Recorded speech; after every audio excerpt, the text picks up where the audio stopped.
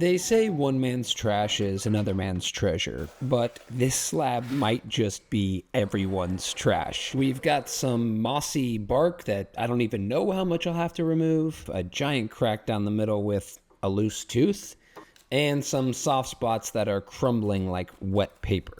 And honestly, those are not the things that scare me the most, because somewhere along the way, someone thought that this was so unstable that it needed some support across the back. And yet, despite all of that, this thing is so pretty. And I'm not sure if I can salvage it. It might just be a disaster waiting to happen.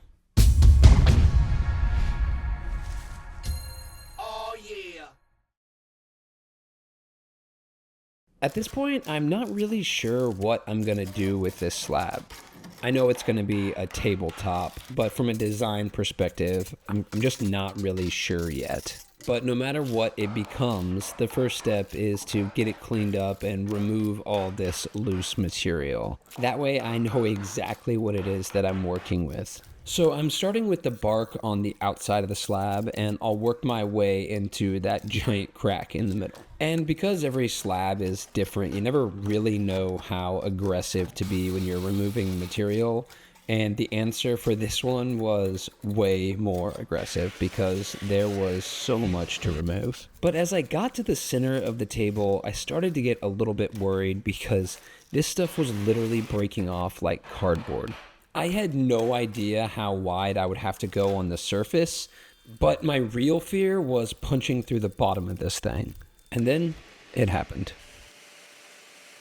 And I had to continue removing so much more material just to feel comfortable that this thing would be stable. While this was definitely not part of the plan to try to save this thing, it was the only choice that I had. So in the end, the more aggressive I got, the better I felt about it. Luckily, with a little bit of pressure, these wire wheels can remove quite a bit of material. Now, as for the giant hole in the middle of the table, yeah, that's going to limit the possibilities for this one. With this thing finally all cleaned up, I can move it onto the floor and start thinking about design and layout and figure out if any of the ideas that I have are even possible. Before we get too far into this build, I just wanted to let you know what I'm planning on doing with this table, because it's going to go to one of you watching this video. So stick around to learn more about that. Onto the design. First, I grabbed some cutoffs from an old walnut slab that I had just to see what it would look like with these two on the outsides. And it looks terrible. I'm a little embarrassed to even show this idea, but I thought about how I might be able to use dimensional lumber by cutting the shape of the live edge into the walnut and matching it up to the slab. Also, probably not a great idea. And it was in this moment where I was rocking back and forth on the slab, just thinking, that I finally admitted it to myself. I'm building an epoxy table. While it wasn't exactly what I wanted to do, I started thinking about the layouts. Starting with a traditional rip the slab down the middle, black epoxy river table. And when it comes to river tables, it's honestly not that bad of a design. But I did have another idea to keep the slab intact. And that was basically just to pour a tinted black epoxy on the outsides of the slab. So naturally with these two options, there's also the inverse, which gives me a total of 4. And I know it's hard to imagine, but think of that gray as really more of a translucent black. Almost clear, but a little bit darker. Honestly, before I did these renderings, I was pretty set on the third one, but as I look at them, there is a clear, obvious choice. And it's the second one. Onto the table base, where I'll need to create legs and aprons. I'm going to start with the legs because there's a lot more that goes into creating those. So I'm doing a mitered leg that will be tapered. So basically 2 pieces of wood put together to create a right angle. I'm going to create each leg out of 1 piece of wood that's cut in half and then ripped with a miter cut. That way, although it will be hard to tell, you'll still get a grain wrap across each face of the leg. So the first thing that I have to do is get these boards cut down to size, then I can work on the taper, the miter, and then glue them up.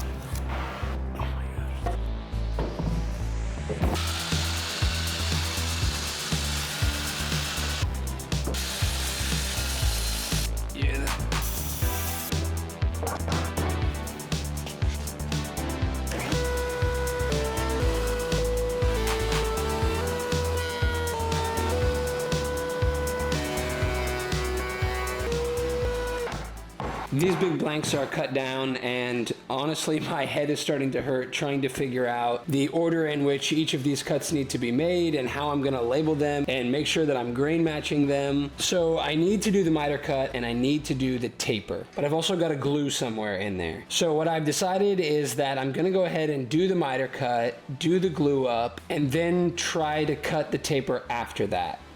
And I think with my taper sled it will work. I don't know, I guess we'll find out.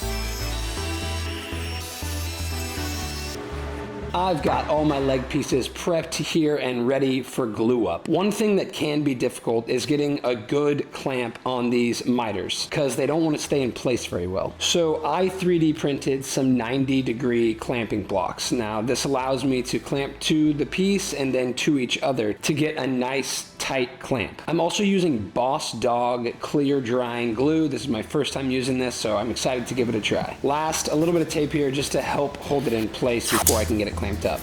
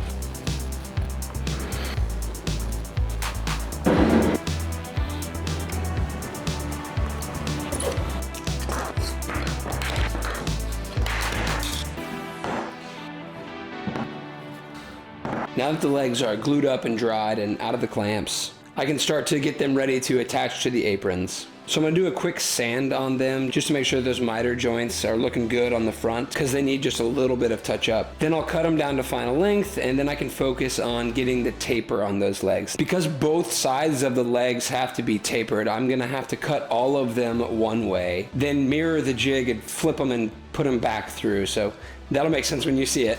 But for now, let's start getting through these processes.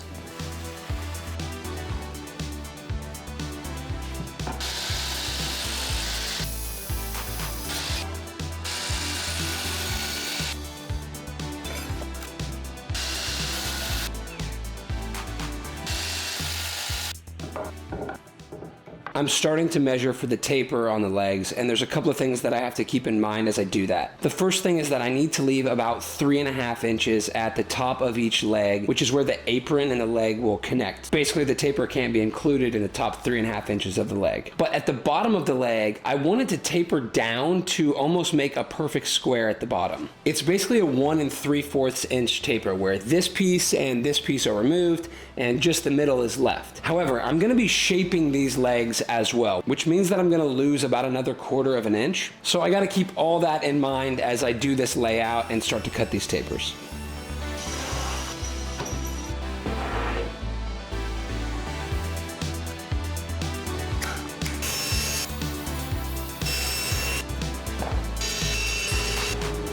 I've got one side of these legs tapered and I need to do this side. But to do that, I have to mirror the jig so that I'm actually gonna be cutting into this side first instead of down here. And part of the reason why I put these together first was so that I wouldn't mess that up.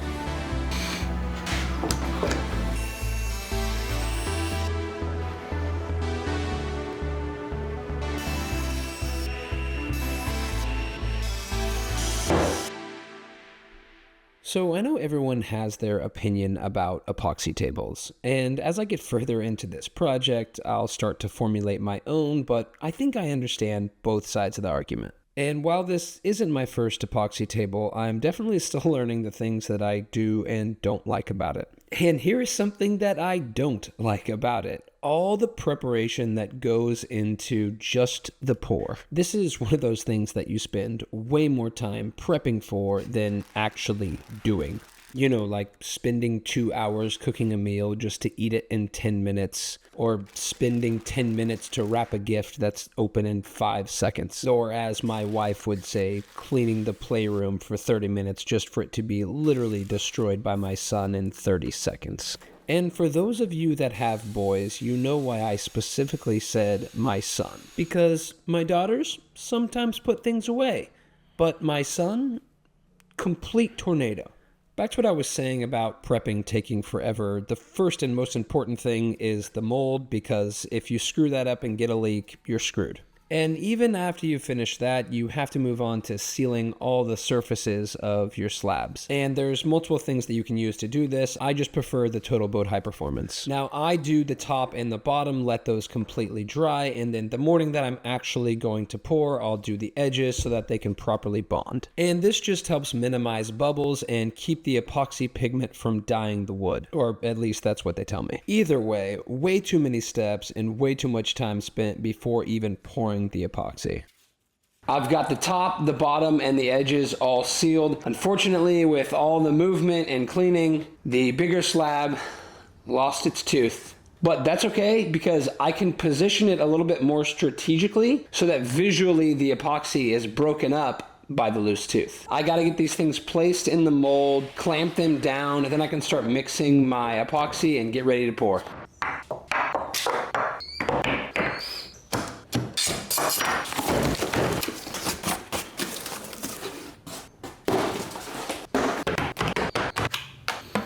So obviously I'm using Total Boat's Fathom epoxy, and this is specifically meant for deep pours. And I can't thank Total Boat enough for being early sponsors of this channel. But I can offer all of you 5% off Total Boat products. Check the link in the video description. And again, thank you so much, Total Boat.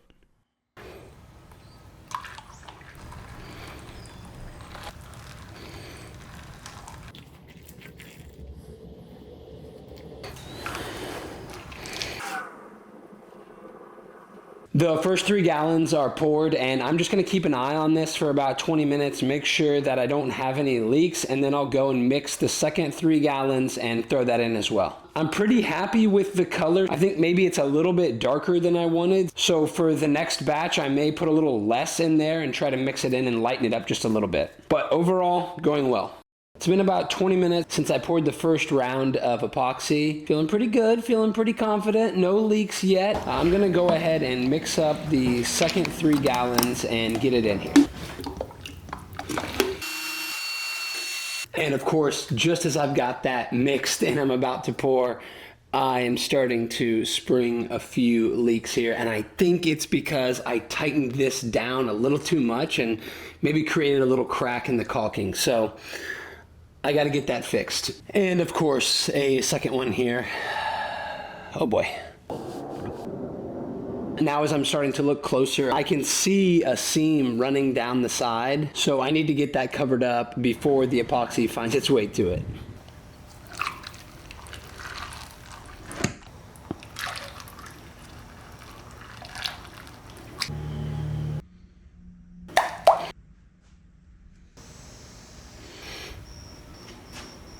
I've got my leaks mostly under control here after the second pour. Obviously, I'm going to need some more epoxy, but for now, I'm gonna go ahead and put my fans on this thing to try to keep it cool and let it tack up, and then we'll put one more layer on top of this.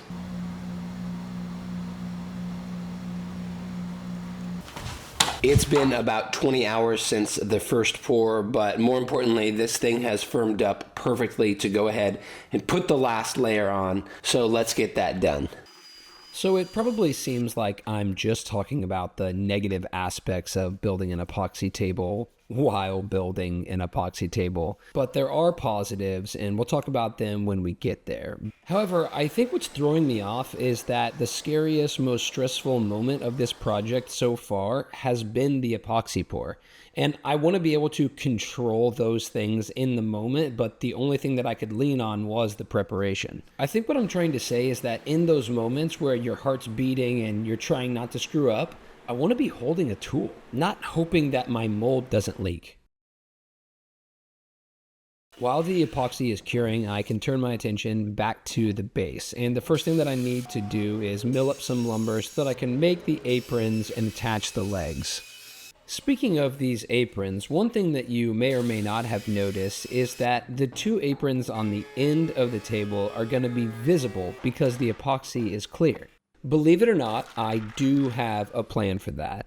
And it's a design detail that not only ties the tabletop and the base together, but also instead of trying to hide the top of the apron, I'm actually going to do something to highlight it. At least I'm going to try. Anyway, more on that later. Okay, so I've had more than a few people in the comments ask me about the shirts that I wear in these videos. And truth be told, I actually designed these a long time ago. There's a shirt with a rose, there's one with a cabin in the woods, and one with an old school punching glove. There's also just the standard 1938 logo. Anyway, these are all embroidered and available on my website. Check the link in the description. It's a great way to support the channel. All right, back to the table base where I've got everything glued up and ready to be clamped, but I don't have a clamp long enough, so I use these ratchet straps, which actually do a great job of holding everything really tight while that glue is drying.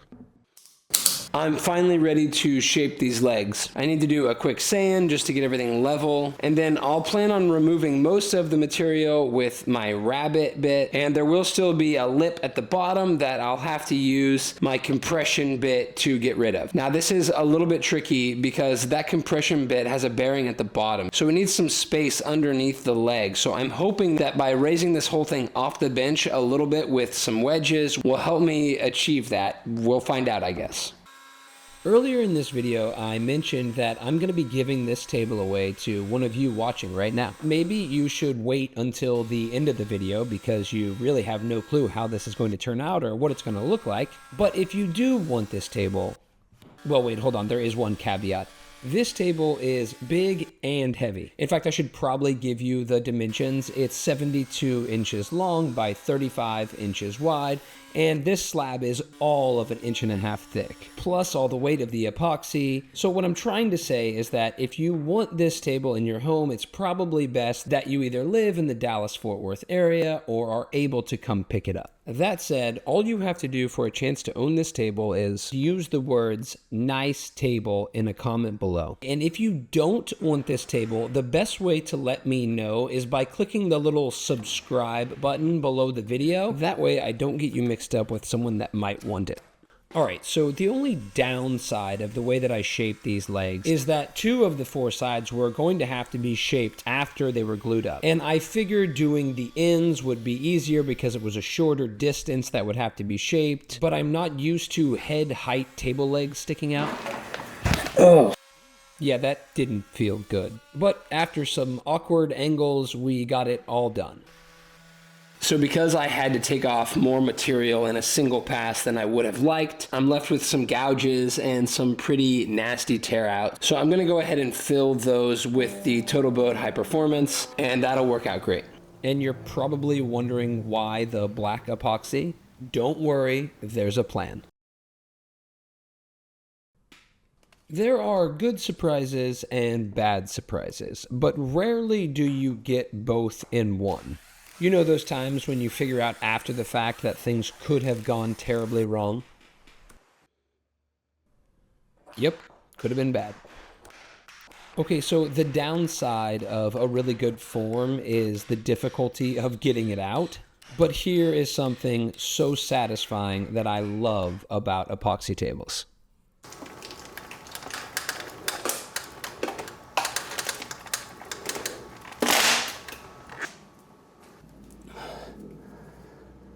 And right on the heels of that satisfying moment, we go straight into flattening this slab. And I think I would equate this to sanding because the process just takes so long and at first there's very little visible difference. But believe me when I say this gets a lot messier. Obviously my epoxy was sitting below the edge of my slab, so I had quite a bit to remove. But this took so long. I've got this top about to where I want it. I've got some voids and some low spots that I can come back and fill in, but for now, I think I want to flip this thing, get the bottom to where I want it, then I can flip it back over, do the touch-ups, run one more pass with the sled, and call it good. And I have no idea what the bottom of this thing looks like. I'm hoping to not have to remove very much material at all. Oh, that is some nasty work. Whew.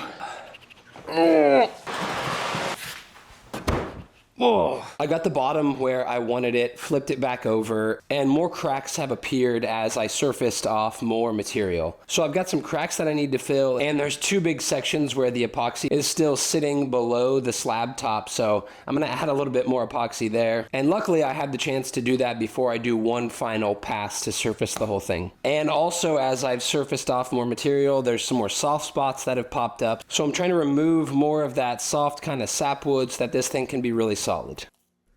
And here we go again, removing a ton of material. Obviously, it's great that I was able to expose it as I was flattening the slab, but this has really got me questioning whether this is not only worth it, but even possible. But after all the negativity that I have talked about epoxy, this is where it shines.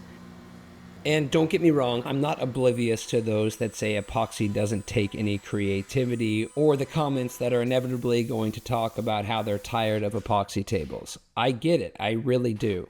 But if I totally agreed, I would not be making this right now. Because first of all, epoxy tables are not easy. And yeah, sure, maybe it's a little less creative because it's been done quite a bit here on YouTube. But I came across a slab that had been sitting in the lumberyard for 5 years that nobody wanted. And I honestly believe that this is probably no, not probably. I can't honestly believe something and then say probably. Epoxy is the only thing that could make this slab whole. So there you go. It has its upsides. Alright, I apologize for the unwarranted rant there. Let's move on with how we're going to attach the base to the tabletop. And I think this is an increasingly popular method. I think it feels very high-end, but it also does a great job of securing and adding some rigidity to the base. And while I'm sure many of you have seen this, I think it can be a little bit confusing. But all that I'm really doing is drilling an oversized, recessed hole that a bolt can fit through, and then a threaded insert is installed on the bottom of the table that will allow that bolt to be screwed into it. And all you really have to do is make sure that you're getting your measurements right, which is why you just saw me tapping that bit, so I know exactly where to mount those threaded inserts. Now, I'm sure lots of people have done this, but the first place that I saw it was Chris over at Four Eyes Furniture, so if you for some reason have not seen his channel, go check it out. Okay, we are moving along here, and I'm keeping these profiles on the base really simple, just a small round over. And some weird angles here, again, because of that continuous flush-mounted apron on both sides. But it did come out looking really nice, so it was definitely worth it. Alright, I don't know about you all, but I tend to enjoy the alone time in the shop. And I think it's because most of the time I'm just in my own head thinking. But if I can get some help on a project, I'll give up the alone time. Just get a tiny bit on the end of there like I was doing. Go ahead. Are you gonna see the video up? Maybe. Makes it look like I'm fast. Yeah. There you go, you got it. Are you jumping? I can't read. That's, oh, nice. Good job. Are you gonna put this video on your TV? Probably. Okay, another bullet. Want to see? All right, let's see what you got. Yeah. Woohoo! Nice. Kid on TV. A long time ago, you would use like a feather or something sharp, Yeah. and you would dip the end of it in this stuff, and that's how you would write. Hey, I think I've seen that on something before. Yeah, On the olden days. in the olden days, yeah. And you're painting like a crowd. think that might be all we can get today. Man, I love that girl. Thank you, Collins. If you haven't noticed, the reason why I used black epoxy on the legs earlier in the video is because I'm dyeing the table base black.